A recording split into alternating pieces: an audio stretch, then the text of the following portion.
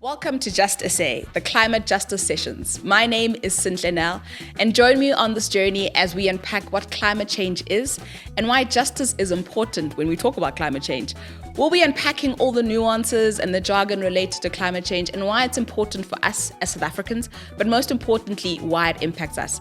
Join me on this journey as we unpack all things climate change, but most importantly, climate justice. Joining me today is Kholwani from the Climate Justice Coalition. He is the Deputy Secretary, and we're talking all things simplified and easy around climate change and climate justice.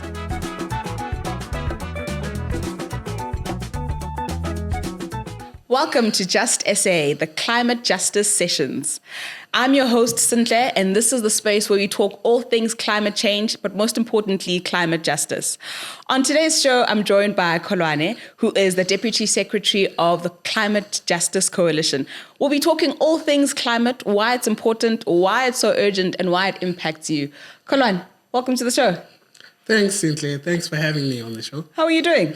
I'm very well, and how are you? I'm good. And I think it's been a long time coming for us to have this chat. And the entire premise of it was to say, how do we have an open and frank conversation about climate justice, but also what climate change is? Mm-hmm. So I want us to go back to basics. What actually is climate change and why is it important for us? Okay. So, if you take it from the top, first, I want to break down the misconceptions of it. Yeah. Just to make it easy for the ordinary person to understand. So there's weather and there's climate change. Okay. So people usually confuse weather and climate change. Yeah. Now, weather is the day-to-day conditions within the atmosphere. So, for example, here in Joburg today, it's sunny. Now, climate change speaks directly to the long-term effects of the weather, temperature and greenhouse gases. Yeah. And it also touches base on the burning of fossil fuels, right? And that's what, in essence, is climate change. But you engage with varying people which have different understandings of it, right? How do you, again, simplify this to people on the street or may not have the vast vocabulary that we have to say, why is it important? You've explained what it is, but why is it important to someone who actually is uninterested or doesn't think it impacts them? I think if you look at it from this context, slowly but surely in your Johannesburg, for example, yeah. We have a sunny condition, cold conditions, but more and more things are becoming intense. As you can see in Durban, there's floods that are happening that destroys lives. Every year. And every year, that's the other thing. But also you see it through your Cape Town. You can go one side of Cape Town, it's hot, the other side is cold. You ask yourself, what is going on? Yeah. And that is because of the impacts of climate change itself, right? Mm. And those are the tangible examples that you see, weather intensifying over a period of time. Yeah. Where now it's very hot, it's very cold. Even now, people are saying we're in winter, but we're in autumn. Yeah. And winter's still coming, Yeah. So people also are confused with regards to the condition and how to deal with the condition. Mm. But also it's very important because, for an example, for the ordinary person who is in the rural area, unlike Johannesburg, for them to go and collect water within the streams that they have within their villages, right? Yeah.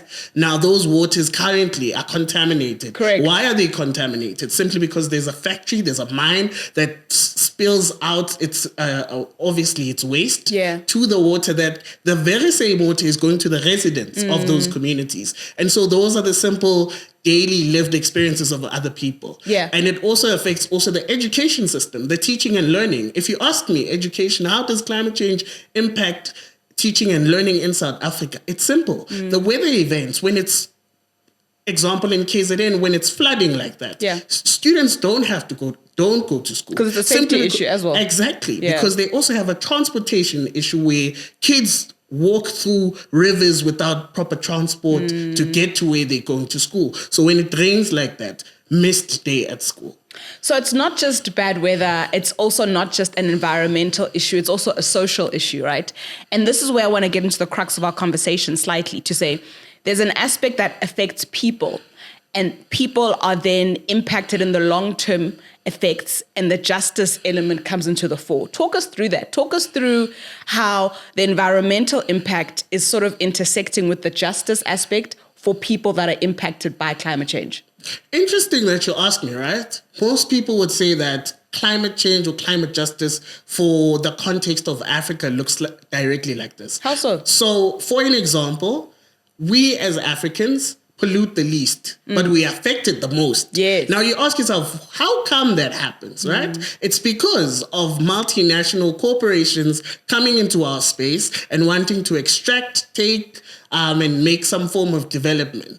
And that affects obviously when you speak of development, obviously you usually hear our economy growing, our GDP, and that is not the focus. The focus here needs to be ordinary people being able to sustain their daily livelihoods. For example, if you look at the coast of people who are doing fishing, for example, they depend on the ocean to fish. Correct. But when a multinational corporation comes in and wants to extract oil and gas from the ocean itself, how do you then expect the fishermen, the fisher folk, to be able to get a sense of livelihood? Because from the same fish that person feeds their family, from the same fish the person is able to sustain themselves to start a small business, which then triples into what? Boosting the local economy within the community itself. So he's not only feeding himself, but he's feeding the community. And that's the basis of advocating towards these kind of developments or different projects that are proposed within the country. Okay, that's a powerful point. But I think, again, I want to sort of simplify it to say we realize it's a bigger issue and Africa, to your point, contributes the least in as far as some of the emissions that are taking place. But how then do you measure sort of the impact and support that people need in the framework of justice? You made an example about, local fishermen that are going into the ocean just to sustain themselves and their livelihoods. The reality is that in the long term, that isn't sustainable. So what mechanisms do we say or put in place to support, those local enterprises or local fishermen to say, let's support them and make sure that there's structures in place to support their livelihoods? Because the reality is that we can't run away from climate change. That's a reality and it's here.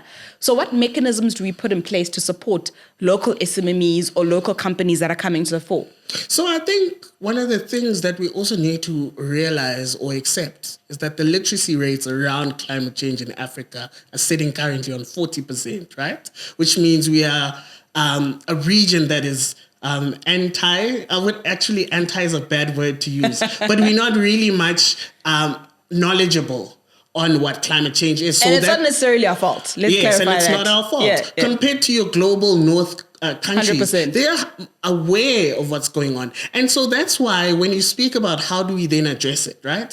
Through capacity building, through workshops that people need to attend to be able to understand these, because there's a vast number of community-based organizations shrooming right now in the country. We see a lot of resistance, not only now at your Joburg CBD, but you see it in your Esekunda, Skukune, Lephalale, where coal companies have been destroying women and children in such a way that women are unable to now give birth because of the sicknesses that are trapped within our atmosphere due to the polluting of that. So capacity building, but also having a voice to say the kind of development you want. So public participation processes. In order for any process to take place within this country, people need to be involved. Correct. And the involvement then speaks directly to, for example, if there's going to be a parliamentary committee that meets monthly, attending those, engaging in those platforms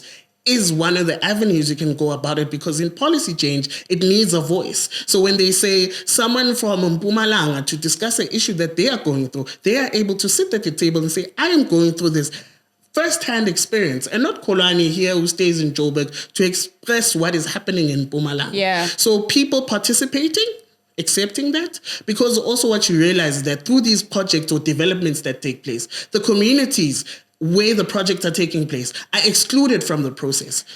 Yeah, that's a big one. And part of that exclusionary nature also touches on this justice aspect to say who's in the room and impacting the policy and regulation framework. And I think sometimes we forget that communities are not passive spectators. They're not sitting there folding their arms. And I always like to highlight in some of the work that we do with Etsahale is to say communities have been adapting for millennia, right? And we see this in some of the indigenous knowledge that we have. But what are you seeing in terms of patterns, right? Yes, from participation, but communities actually adapting and also understanding that there's a level of resilience that they need to have. Are you seeing that, or is it sort of let's just get by with the rainwater that we've harvested?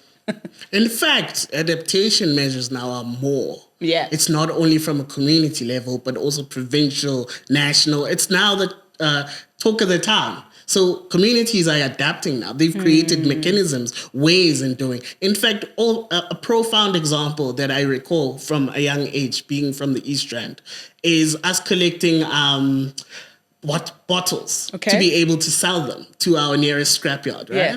And collecting the tins. I don't know if you remember, but also bread, the little white thing that comes out of the bread. Okay, the little holder. Yeah, the holder. Yeah. You then send it to maybe a nearby place, and actually used to donate wheelchairs to people because of those things. And that's my fondest memory of how I've been able to adapt within circumstances, collecting that. And also, obviously, in order for me to adapt, I would need to my mom started a garden behind our yard, and I unfortunately have to wake up and help her out.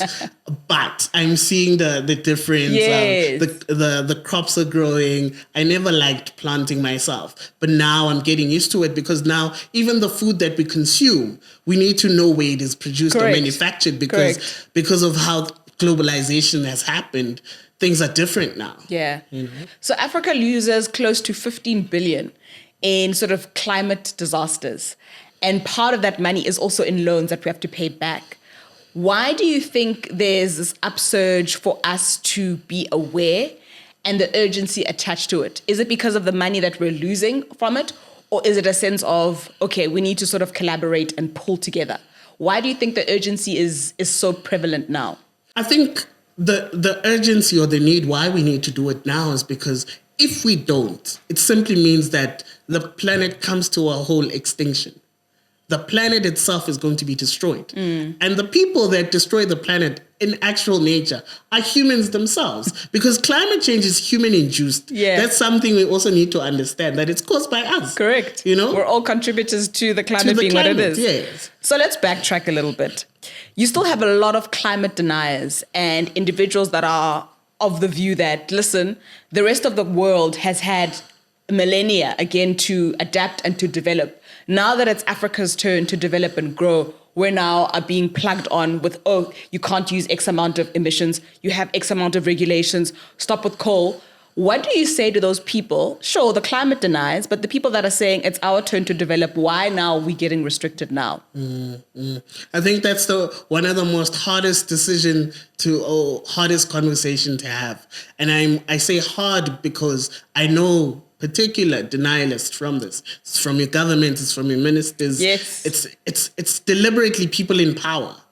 But if you say to me, people kokasi are saying, I would have a different response to that, because they are able to engage in that platform. Yeah. And now the exclusionary process comes to play, where people that have the knowledge, they know climate is here. They see it, they feel it. And so that's why there is those climate denialists, because they want to push a certain agenda. It's no secret that some of our politicians and activists may be getting a form of funding from major corporations to be able to push certain policies within the country. And that's what always happened, that collusion between government and multinational corporations. Yeah. That's where the problem becomes then.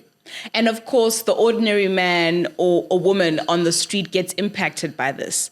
And so this justice element, and I think it's profound for me in this show, because how do you equate justice in a world, in a climate that is uncategorizing, right? It's not good to say, oh, I'll rain just on, Kholwani's house, but not on Sentle's. It's across the board.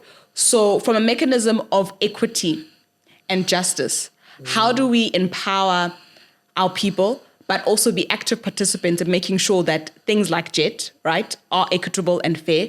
Aspects related to policy and regulation around green industrialization is also fair. How do we make sure that those levers are in place? And I've heard you about, going into the leadership quarters and making sure that your voice is heard. But if you speak to a farming cooperative in the Northern Cape, how do you even begin to broach that justice element to them? I think for me, always people relate to something that they go through all the time. And that's how you first capture someone in any cause or any fight. And I guess there's this slogan that says, social justice is climate justice. Okay. Because the mere fact that maybe when, for example, oil increases tomorrow, it affects food prices. That affects then am I as Kholwani able to purchase food, because food is becoming more expensive and expensive, right? Or also the water that I drink makes me sick. Now I have to go to the hospital. And when I have to get to the hospital, there's a flood. How do I get even to the hospital itself? So there's that social justice and climate justice element that comes together. Now, when those two come together, collective action needs to take place in order for us to feel capacitated, in order for us, I don't like using the word empowered, but there is a spring for us to stand with our own voice to be heard. And that's the main cause of, for me, the element of justice that we speak about. Because climate justice is also about fairness. Correct. It's about human rights. It's about human dignity. It's about human health, which is all in our constitution. And so I don't see how we divorce social justice from climate justice itself. Yeah, they're all intertwined. Let's go back to the just energy transition. A huge buzzword, a huge sort of hashtag that's flying around. And people also have jaded narratives of what that is, right? You say a just energy transition. Okay, so we're transitioning away from coal into renewable energy sources. Where's the just element and what is JET? So the just element speaks to, first and foremost, going to the communities and engaging with them. That's the one element for me when you speak about justice. Justice is involvement. Me feeling like I'm part of something. That's the justice element. Me being able to be heard and that thing being implemented in the forefront. Okay. That is also something. So inclusive decision making is also at the forefront of this, right? And for me, that's where the justice element comes about. Now, when you speak of JETs, the just energy transition in South Africa is a just energy transition in Africa, I suppose. Okay. And I say this cautiously simply because not many people participate in the different meetings that the JET brings people together towards. And it also feels like it's somewhat a particular form or kind of individuals that are able to access the space. And that's why information or access to information in this country is still a problem, simply because no one is actually taken past to be able to participate in these sessions, right? Yeah. And that's what the Climate Justice Coalition does in a certain way. We are representative of trade unions, civil society, community-based organizations. We always emphasize that, comrades, there's a JET meeting, it's about this, the topic of today is this. Yeah. Please, comrades, join in, join the struggle, join the call, have a say, participate, be there. You know. So in some of the readings that I've done and meetings I've attended, it's interesting because a lot of community stakeholders have said they have fatigue, engagement fatigue. And it's usually concentrated in the Mpumalanga area. And we know why, that's where most of the coal-fired stations are. But a lot of communities will say, we're so tired of being engaged and spoken to. When is the implementation taking place? When is the capacity building? When is the skilling taking place? And I wonder, from the CJC perspective, where's that inference where you're saying, okay, we realize that the focus is on Mpumalanga now, but can we have a look at the Western Cape? Can we have a look at KZN? Can we have a look at the just energy transition in context for the entire country and not just localized to Mpumalanga? Yes, we get the urgency and we see what happened with Kombati, but how do organizations like the CJC then say to stakeholders, guys, please bring us along? Communities are saying they're fatigued, they want action. What's your interplay and your role?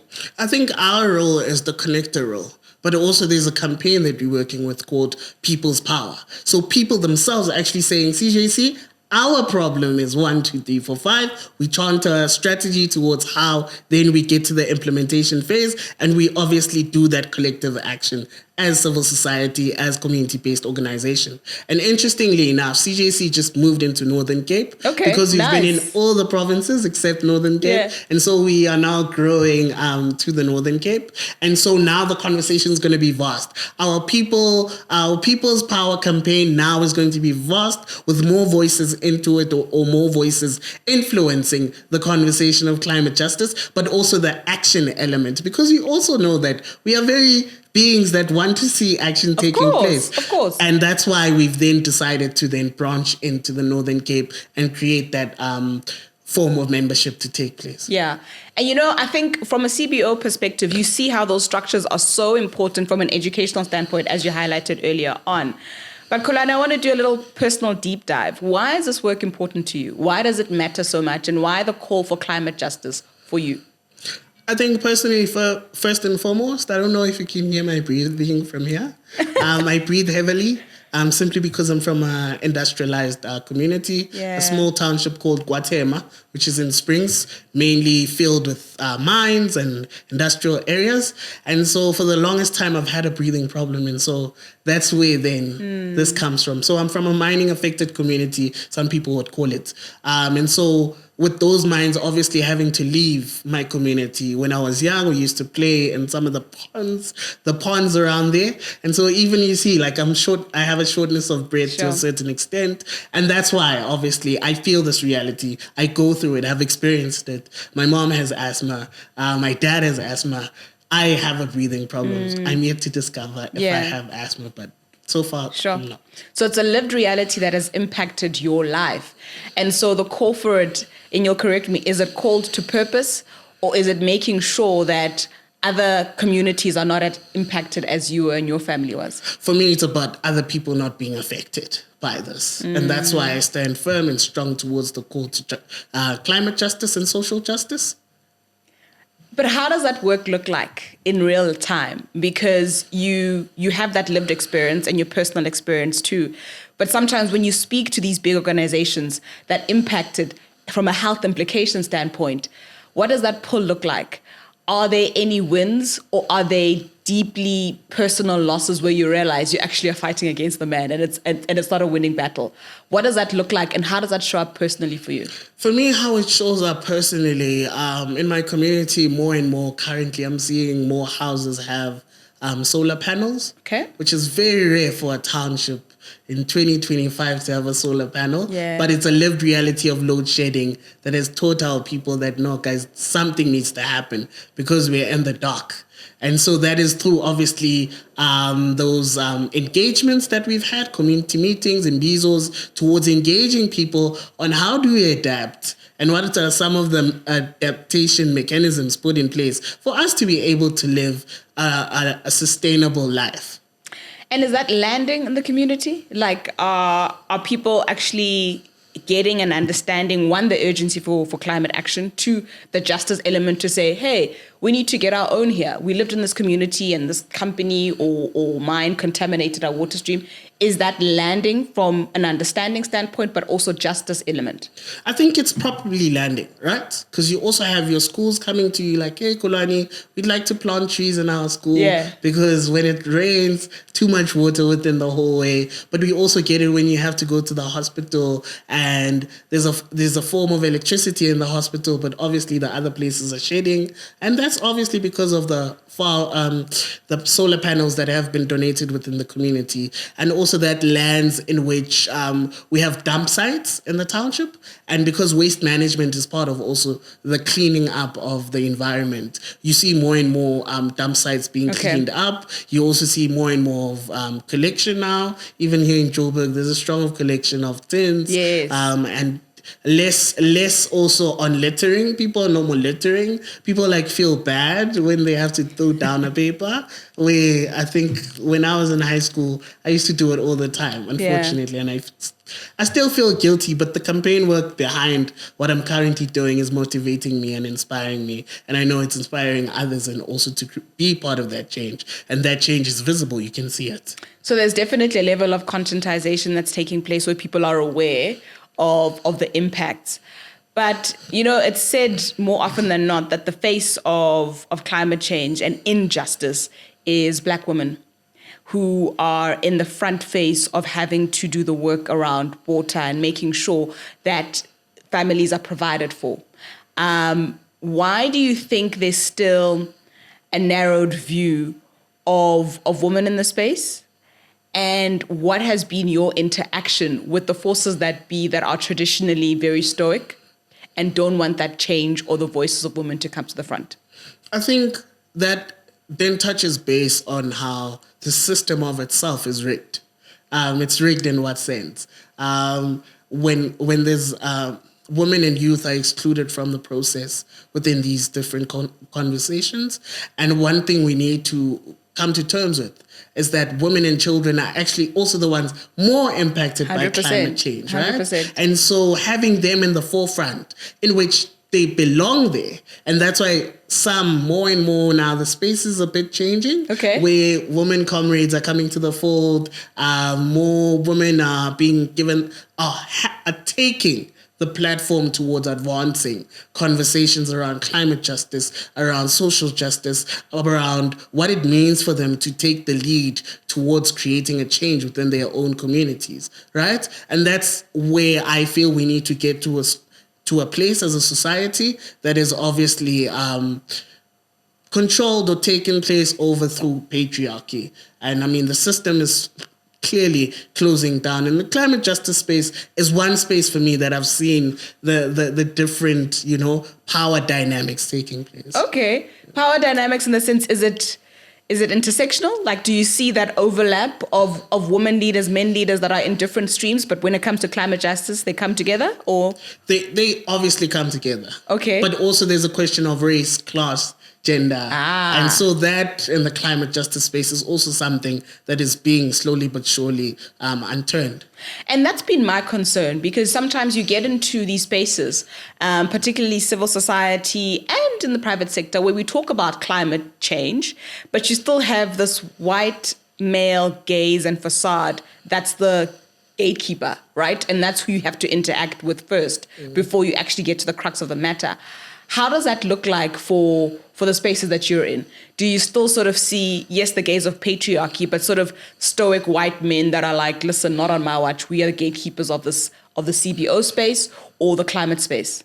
I think in the climate space, it's changing, right? Okay. For me, it's changing. Yeah. Why I say this? Because there's a couple of female comrades I could mention to you that are in higher up positions than myself. Good. But also for myself, I'm very staunch in the belief that I can't always lead all the time. In fact, our organizer here for the CJC is Cleopatra Shezi. She's a very incredible leader herself in her own right. And she actually gets to tell us mostly what to do when action needs to take place within the communities. And she's the one that actually engages communities in the front lines. You don't see Kholwani in your frontline conversations. Cleo is the one leading the way. Yeah.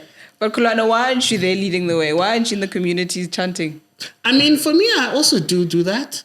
But it's simply because men for the longest time have captured the space in a way. And so sometimes as a leader, you need to take a seat back. Okay.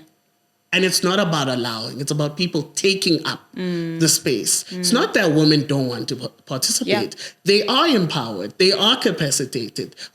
All that's needed is that shift where men need to take a seat back and create a space for everyone to engage. Women, gay, lesbians, everyone in the conversation. Yeah, sure. We're about to wrap up, and I think there's so many things that I've taken from our conversation, and part of it is to say we don't have a society that's passive. There are people that are engaging and doing the work, and actively so.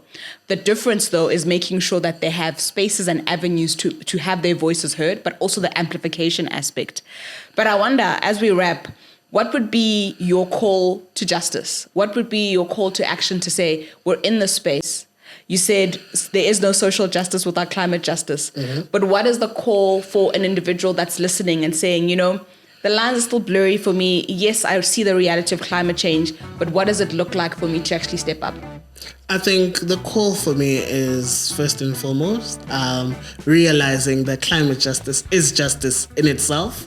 And the call for me is join the struggle. Every generation has its own struggle. And this is ours. And the time is now. Thank you so much, Kholwani. Thank you for sharing so generously and highlighting the importance of what the CJC does, but also climate justice being important.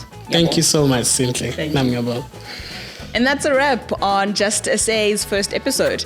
These are going to be the climate justice sessions, and we'll be having many more episodes to come where we really unpack what the justice element looks like in climate change and why it's important for us all. From myself, Sentle, thank you so much.